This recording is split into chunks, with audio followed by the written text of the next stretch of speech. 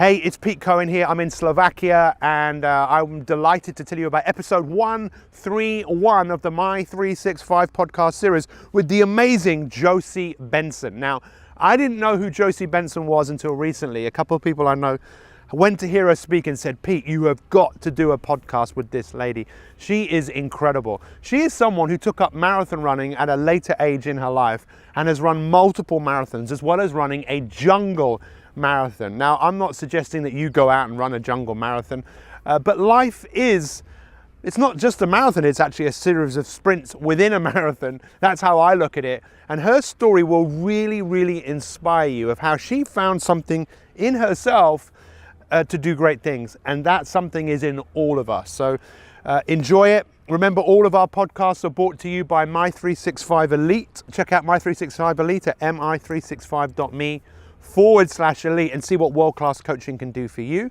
But for now, enjoy the interview with the incredible Josie Benson.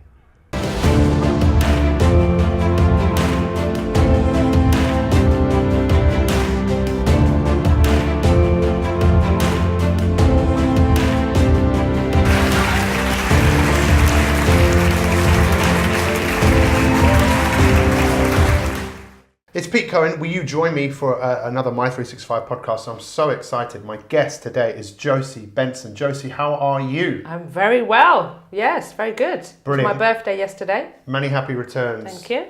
I'm so excited to talk about you because and to share your story, because a couple of people contacted me recently and said, you have got to speak to this lady. Yeah. And they're people who, when they say something like that, okay, all right. So I Googled you and then I saw you running in a jungle. And you are quite well known for jungle marathons. Yes, right? yeah. So just tell us a little bit about yourself, where you're from, what you love to do. So, well, I love running marathons. I turned 46 yesterday. Wow. And 6 years ago, when I was 40, I'd never been, an elite athlete, never run marathons, never even run a 10K. And I was on one of those kind of like drinking weekends in Brighton. And I came out of the hotel very hungover. And there were thousands of people running past and they were running the Brighton Marathon. Mm-hmm. And it really moved me, just kind of watching the expression on their faces and, people running with limbs missing and, really old people running and people in amazing costumes. And I said, I want to be part of that. So I signed up, ran the Brighton Marathon. What, the following year? Yes. And at the time, when I did my first marathon, I was in a production of Sweeney Todd with Imelda Staunton and Michael Bull. And the whole cast was so supportive. And I was running for the NSPCC. And I loved it so much, I became addicted. And I've since run 30 marathons and ultras. Wow. And I just can't stop running marathons. Wow. So you're also a personal trainer as well. I'm a personal trainer. Yeah, Josie Benson Personal Training. Wow. So we'll definitely make sure people will start following you, because I'm sure you will. You're an incredibly inspiring person. Thank you. But what is it do you think that you saw in running marathons that made you think, I want to do that? It was that sort of sense of just kind of every day-to-day sort of, going through the motions, family, work, walking the dog. It's all great, but it wasn't enough. Yeah. And I wanted to really sort of push myself to the limit in order to really feel alive. I think when you're close to death, then you really feel alive, if that makes sense. Well, no, you feel like you're close to death when you hit the wall. Yeah. Which is for me always mile 17, when I feel like, oh my God, my body's given up and the only thing that's keeping me going is my mind, and that feeling just gives me immense kind of euphoria. And at the end of each marathon, I feel like I'm reborn. I think we are all designed to experience some sort of difficulty, to come through the difficulty and have this wonderful sense of being alive. Yeah. But we also have that thing in our brain, don't we, that goes, well, I don't know what that is. That looks difficult. I don't want to do it. Yes. And I'm so fascinated that someone who was living a life and realizing that you were doing what a lot of other people were doing and maybe should be happy, but feel like something was missing, and then looked at marathon running and thought, okay, maybe that's something that can give me something that I wasn't experiencing in my life. And do the marathons get better? Does the feeling get more intense? You know, now that how many have you done now? You say 30? So I've done 30. Yeah, and you're about to do London in a few weeks. I'm going to do the London again, which I think will be the 4th or 5th time I've done the London Marathon. And so that'll be my 31st marathon. But in 2014, well, let's go back a bit further. So at around 2013, I Googled, world's toughest, most dangerous marathon, because I thought, right, let me really go for it now. And I saw something called Jungle Marathon, and it said you will be running deep within jaguar territory in the Amazon jungle in Brazil. You will run over 170 miles. You'll be running, in dense jungle territory, caiman, anacondas, jaguars. You'll be swimming through 200 metre crossings. Yeah. And so I just thought, well, it's obviously not for me. That's for, special people, elite people. Yeah. Really crazy people. Yeah. And then a year later, I was like, do you know what? It's now or never. Just do it, go for it. And I was running Davas Youth Club at the time, which is one of Wandsworth's largest youth clubs. And I wanted to raise money for the young people there. So I thought, well, run Jungle Marathon, raise a load of money, and hopefully survive. And I came out winning female, miraculously, And it was the first one you've done. What do you put that down to, the fact that you won? Was it the fact that you didn't have any no blisters. Really? No blisters? Luck. Luck? Or do you think it has something to do with what you say to yourself? Because I think one of the things I'm most fascinated about you, and obviously I've met you a couple of times, but it's the conversations that you have with yourself. I'm fascinated to find out. It would be amazing, right, if we had like a megaphone that would send out what we're actually saying to ourselves. Because I know a lot of people, and I'm in part of that, I give myself a hard time from time to time, but I've got another voice inside me that goes, you got to do this, you've got to... Yeah, so definitely. Give me a snapshot of what it's like to be inside your head. Well... Let's go back to when I was wading through a swamp. Yeah. So mud up to my knees. The guy behind me, his trainers kept coming off in the jungle because the swamp was literally sucking off his trainers. And I'm just like wading through. And I stopped and just shouted out loud, "Come on!" Lots of swear words. Yeah. Bleep, bleep, bleep. Yeah. Just do it! Just get to the other side! And I suddenly just zoomed off ahead of them. And I think you can do that in everyday life. Because it seems like that's one of the things that you're most passionate about, is helping other people deal with that voice in their head, that the voice goes, you can do it. Yeah. Tell us what you are passionate about. Tell us what you stand for every day. Well, I'm really passionate about women owning their age and not being embarrassed of their age. Yeah, we were talking about that before. It's all right for you guys. Yeah. You say your age with pride, but women, it's like, Yeah. Why are you hiding it? Yeah. Own it. Be proud. You've earned those years. But you see, it's brilliant because you own it, because you've invested into your age, right? By getting better. I mean, to say that you're 46, I had no idea, right? I would have thought you were much younger than that, but you have invested into yourself. So this is who you are, and you look great because of it. And I think maybe sometimes people don't want to say how old they are because, I don't know, it's a fascinating thing. I think it's a sexist thing as well. It is very sexist. It's like men, it's Mr. Yeah. But we have to let people know if we're married or not. So you're really... And if you put MS, it's like, oh, she's just got an attitude. Yeah, absolutely. But I like the way you're talking about this with a smile on your face, right? Yeah. Because... I don't take the whole running thing too seriously either. And I never look at the course. I've run over 30 marathons. I've never looked at the course. Amazing. I just see it on the internet. Oh, that looks nice. Sign up for that. Pay the £30, turn up. I don't know what the course is like. I love that also. You know? You're part of your philosophy, it's just about turn up. Don't take it too seriously. I don't. I'm not one of these runners, who've got the watch clocking my time and so on your gravestone it might say something like, I turned up, or something like that. Yes, I like that. What would you say? What would you imagine? You come to the end of your life. How would you want to be remembered by people? Just go for it. Put one foot in front of the other. And keep going. Put one foot in the other. Something like that. Yeah. So tell us a little bit about your background, because I know you've had an interesting childhood, right? You were adopted. Tell us a little bit. Yeah. So I was adopted when I was 6 months old, by a very liberal, loving white couple who didn't see colour. Yeah. They just saw this cute baby, and then they got home and realised, oh, she's mixed race. Yeah. You know? And my little brother at the time said, Mum, take it back. Take the baby back. Really? How old was your little brother? He was 5. Yeah. He was 5 years old. Why do you think he was to take it back? Because of what? Well, he thought it was this little toy that was there for a bit, but Yeah. then he realised, oh, she's here for life. You know? Yeah. So I was adopted when I was 6 months old, and then when I was 13, discovered that my birth mother was living round the corner. Wow. How did you whole find that life. out? Well, when I was 13, I sneaked into my adoptive mum's room and nicked my birth certificate. Yeah. And there was only... I have to write something down. Carry on. Yeah, but it's my book. Yeah. Yeah. Yes. There was only one of my surnames. Yeah.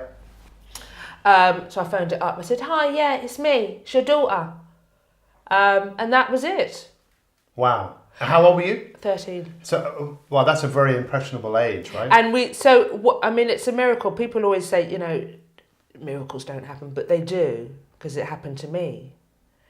And what's wonderful is that my birth mother and my adoptive mum, they both love each other so much, because they both appreciate what each of them has done, which has given them me. If you see what I mean. Yes. And sometimes I get everybody together, you know, for dinner or whatever, and it's just wonderful. You've got, you know, Nigerian people, you've got English people, and everyone gets on so well. Yes. I think that's part of who you are. So it's very interesting. So tell me, why were you adopted? Do you know why? Well, it was very difficult back then, back in the 60s and the 70s. And my mum was very young, you know, and she did the best she could, and she felt that putting me up for adoption would give me the best opportunity in life, which it did. You know, I've had wonderful... so what was that like? Because I'm again, my background as a psychologist, so interesting to work out why people are the way that they are and how what's happened to them has shaped them. And in my mind, I'm thinking, okay, so if you were brought up by a white family and you're mixed race, what was that like? I mean, were you questioning yourself? I went through that whole thing of who am I? Yeah. Identity crisis. You know, I came home one day and said to my white dad, "You're the devil. Yeah. I'm in the Nation of Islam now. Yeah. And you're the devil." Yeah. What did he say? And bless him, and this is how wonderful my parents are, he just sort of rolled his eyes and said, "Okay, fair enough. Yeah. What do you want for dinner?" Yeah. You know? And that was, you know, that phase. But I think the bigger picture is that it's made me very open and able to get on with anyone, really. And that's very much who my mum and dad are. That's an amazing story, because I think you could have two people go through the same sort of experience, and the experience can be the making of them, which it clearly is, or it can be the complete opposite. But you seem to have something deep within your psychology where I'm going to make the most of this. I'm going to make the most of this opportunity. So you went to school, obviously. Yes, some of the time. Some of the time, right?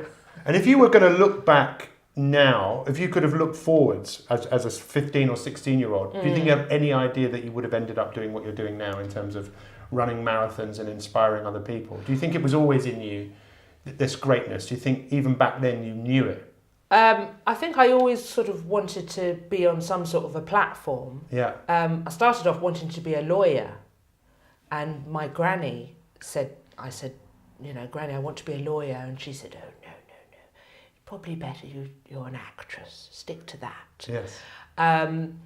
Which kind of started off that voice of self-doubt that I wasn't quite good enough. Yeah. And that's one of the reasons why I left it a year before I signed up for Jungle Marathon, because I thought it's not really for someone like me, So what I like to do is to inspire people to kind of activate change in their mind, and try and eliminate that little voice of self-doubt. Yeah.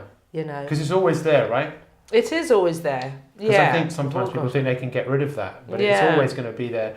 And I love what you said there about, being impressionable. And we said your auntie, right? And said, don't do that, do this. And it sowed a seed of maybe I'm not good enough. Yes. But you've obviously overcome that voice. So tell me about some of the marathons. So what's been the most difficult marathon that you've done so far? Well, definitely the toughest was Jungle Marathon, because you'd wake up every day at about 5 a.m. You'd have to pack up your hammock, your clothes, your food, put it all in the rucksack, which was sort of 10 to 12 kg, put that on your back, and then run or hike or crawl at least 30 miles a day. So hang on, Jungle Marathon, how long was that marathon? Well, you're doing a marathon a day for 6 days, but on day 3 you do 2 marathons. Right, so I hope everyone heard that. Can you just say that again, please? It's not a jungle marathon or one marathon, it's done. Just say that again. So you're doing a marathon a day for 6 days. Yeah.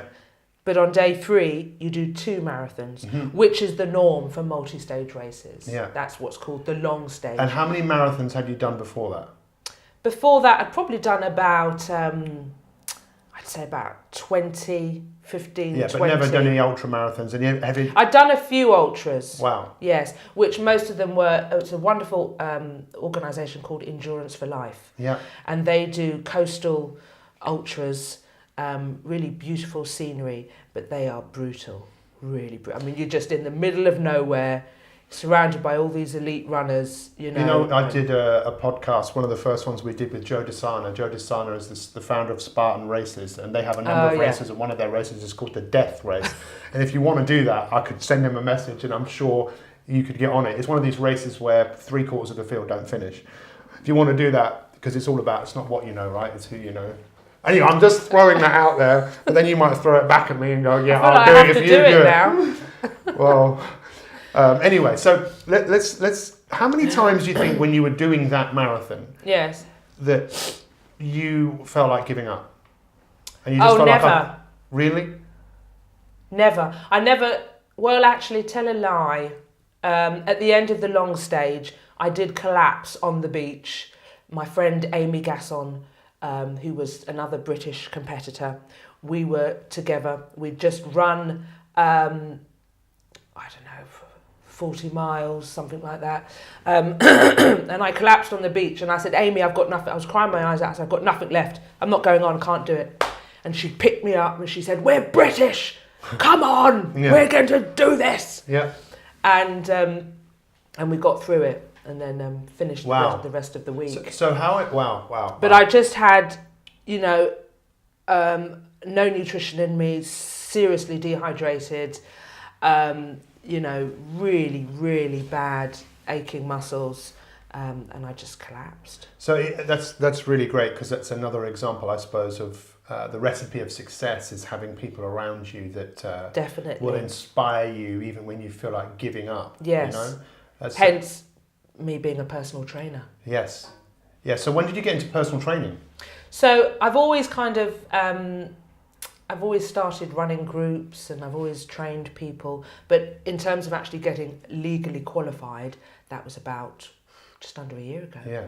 Wow. So you're fully qualified. I've been watching you on Instagram actually, and everyone should follow you on Instagram. I watched you doing some dance moves where everyone else was sweating. They had no idea what you were doing, but there were some good moves going on there. So you're doing this jungle marathon, and there's one point when you feel like giving up, and then you carried on. You didn't have that again. It's like you learnt the lesson. That was it then. And also because I kind of had, after that, I kind of thought I might actually be the winning female after day 3. Why? Because I'd clocked up the times, and there was kind of whispers around the camp.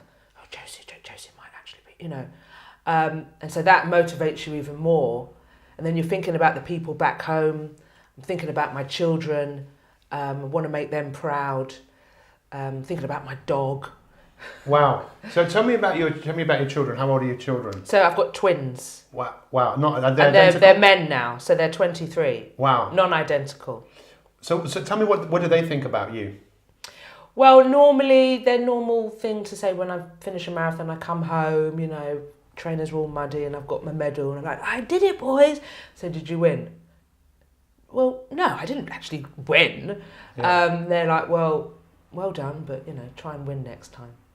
So they've got this kind of tough, But they must look up to you, right, as a role model, right? I hope they do. Yeah. So of all these marathons, tell me about some of the biggest learnings that have really come out for it. It sounds like obviously one of those is realising there's always more than what you think there is. Yeah. Is that one of the biggest learnings for you? I'd say one of the biggest learners is don't let the fact that you're getting older mean that you have to slow down. Yeah. Definitely. I was doing the Stevenage marathon once, years ago, and it's like this, really hilly, goes on, and it's self-navigated, which I hate. They give you a map.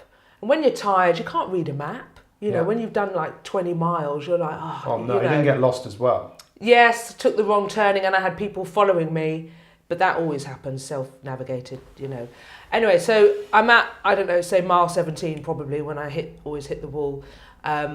Was struggling a lot, and this guy ran alongside me, and he was like, "You all right?" And I was like, "No, I'm in a lot of pain." And he just started, talking to me about, running and what have you. And I noticed he looked quite elderly. I said, "How old are you?" He said, 78. This is my 200th or something marathon. He was in the 100 marathon club, and I was so inspired and in awe of him. Yeah. 78, and he'd done over 200 marathons, and he was so upbeat, and he kept me going for about half an hour. We just chatted, and then he ran off, and It left a big impression on you, right? Yes, and a big gap. And that's what you want to do, right? You want to leave an impression for people to... Definitely. I get this overwhelming feeling that you are all about helping people feel alive. Yes. Absolutely. And it's quite interesting, isn't it? Because I think most people know when they're most alive, when they're not well. For most people, when they got a cold or they're feeling sick. Like I was, as I told you before, and I was in Vegas recently, I was sick for 24 hours. My God, did I feel alive. I mean, not in a positive way, but I was aware of everything that was going on. But it's amazing, isn't it? We have this opportunity to feel alive, but there is a price to pay for that, right? Whether it's meditating, you've still got to pay the price of sitting and closing your eyes to access this feeling. Yeah, I mean, sometimes, you might have to put yourself through a bit of discomfort. Yeah. In terms of exercising, to make yourself feel alive. But I would encourage everyone who hasn't maybe done it before, just put on your trainers, get out there and try running. Yeah. Give it a go. It's wonderful for helping with, depression, lifting your mood. And it's obviously got all of those incredible health benefits. Yeah, we were all born to run. Yes. And because we live such, different lives now than we lived hundreds and hundreds of years ago. We spend so much time on our iPads and our phones, and it really breaks my heart that children aren't exercising enough as well, because they're constantly on their phones or on their iPads. Yes. And take your kids out, go for a run. There's so many wonderful park runs Yes. in this country, especially we're coming up to running season now. Well, we're in it. So the hardest thing to do, isn't it, is just to get started, I suppose, because people think, oh, I'm not a runner, or oh, it's too cold, or this, or that. How do you combat? I mean, you obviously gave us an example of that, of giving yourself a real stern talking to. Yes. Because some people believe that they've got a duck in their head or a chimp or something that nags away at them. Yeah. But this is something we've been talking about recently, about the Romans believed that you have a genius in you and you're born with a genius, and it's the spirit in you that will guide you and move you in the direction that you need to go. But most of us don't listen to that. We think we're not a genius. We don't think we're good enough. But you seem like you striving to live life for the fullest you can possibly. So do you look for moments every day to feel alive? I mean, like I said before, I don't take it too seriously. I like my glass of port. Yeah. I like my pack of crisps. I like my Netflix. Yeah. So, love yourself as well. Don't take it too seriously. Yes. But always look out for those angels, because they're everywhere. When I run marathons, there's always an angel. You're always struggling, and something. When I was in the jungle, there were always these tropical butterflies which would suddenly flutter in front of me. Yeah. I'm like, wow, that's a sign. Something's going on here that would keep me going. Or when I did the Stevenage Marathon, when I met Danny, the 78-year-old, that was an angel. Yeah. He kept me going. Yes. And it might be you're walking down the street and it's just a random stranger who smiles at you, and it makes you feel better that day. We've been talking on Mi365 with our elite members. We've been talking about mindfulness and meditation, and I was reading about someone who is a teacher, and she said mindfulness is just noticing new things. And sometimes it takes us to do things we don't normally do to really notice new things, right? Yeah. And that's like our minds get stimulated by pushing ourselves, seeing things differently, and that's what you're kind of saying, right? Yes, live life, definitely. use your senses, stimulate your senses, Yeah. challenge yourself. It could be anything, right? It doesn't have to be marathon running, but It doesn't. No, it doesn't. I mean, you could be. You might want to draw, you might want to, paint, or you might want to plant some seeds in your garden, and, just go for it. Yes. So tell us about where you want to be. What's next for you? So you're doing the London Marathon.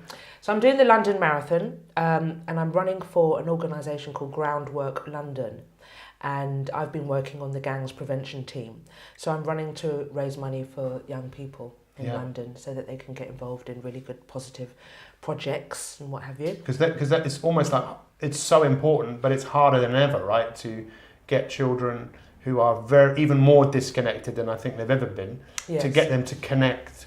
That's what you're trying to do, right? Get them to connect to what? To being alive, I suppose. Yeah, and just to something positive that's going to, push them and give them a better future. Yeah. Hopefully get them trained, or, inspire them to start educating themselves, further education. Yes. Yeah. And then what's happening after that? So I'm doing an event on Saturday, May the 12th. Yes. It's at 2:30, and it's at HIT Gym in West Hampstead. Yes. And it's for anyone who wants to get involved in fitness, who maybe has been thinking about it but just needs that push. Yeah. So they come along, and I'm going to take them through an extreme high intensity interval training session. Yes, get them to do something which maybe they didn't think they could do. Yes, but I don't want to scare people. It'll be fun. Yeah. And then I'm going to talk about my experiences in the jungle and why I started running marathons at an older age, and how anyone can do it. If I did it, anyone can do it, honestly. Yeah. Yes.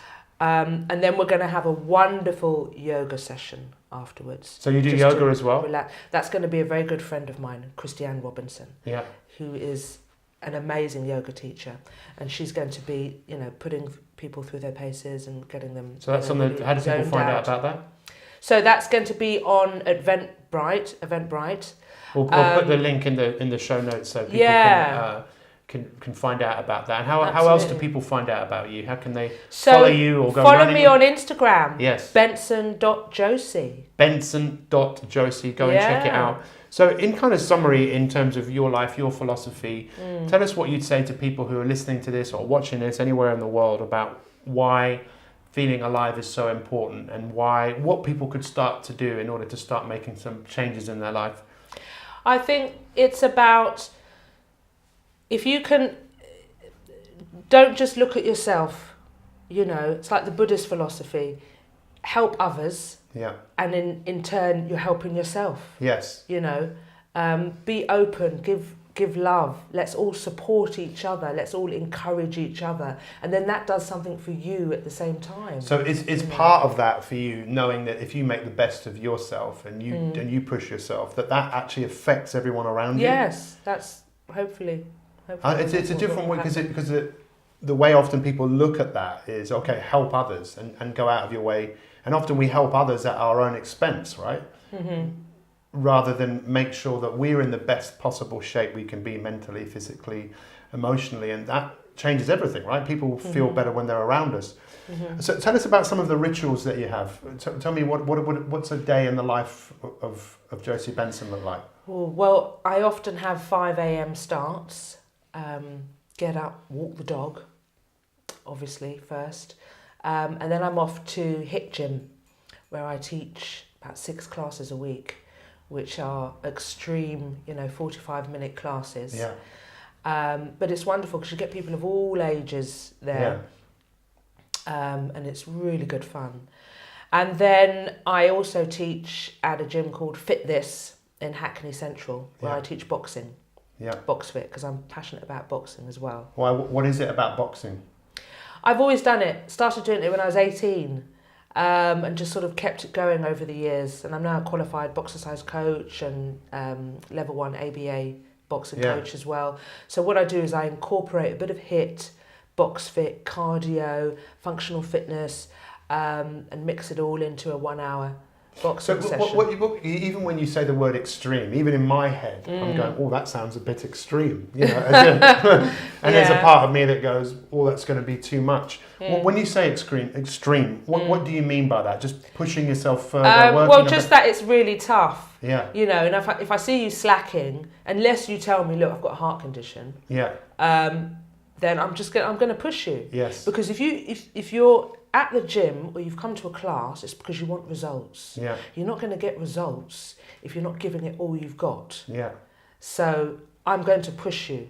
So it's going to be extreme. And that's what you also just want people to do in life as well, just to push yourself a little bit more. Because I suppose the reward of pushing yourself that little bit more and going that little bit further. Then you'll get results. Then you'll start to lose weight. Yeah. Then you'll start to get fitter. Yeah. But you've got to push. So I would love the legacy or part of the legacy of this podcast is that people follow you, get inspired by you, but also and hit me up if you want a personal trainer. Let's talk. Be careful because you could be inundated. But I can tell you one thing: if anyone's going to be personal trained by you, they're in for an experience because I'm sure you're going to get the best and lots of love. Yeah. I'm very loving as well. I don't want to scare people off. Yeah, but I think what is the greatness that exists in people, and it's like you're going to get it out and help them to get it out for themselves, right? Because ultimately we want people to. Everyone needs help. In fact, I'm looking at the word behind you on the wall there. Yeah. It says heroic. The word hero comes from a Greek word meaning the protector. A hero is someone who protects others, and you're definitely a true what we call inspirator, someone who inspires others by going first. So finally, how do people find out about you? Follow you on Instagram? Follow me on Instagram, Benson.Josie. Yeah. And you can also link me on Facebook, Josie Benson. Yeah.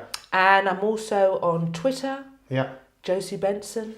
So if you want to be inspired, follow Josie. Go and Google Josie Benson jungle running. You can see there's a few films with you running in the jungle. Josie Benson jungle marathon. Have a look on YouTube. It's a lovely video. Yeah, I'm going to go and run a jungle marathon. But you should.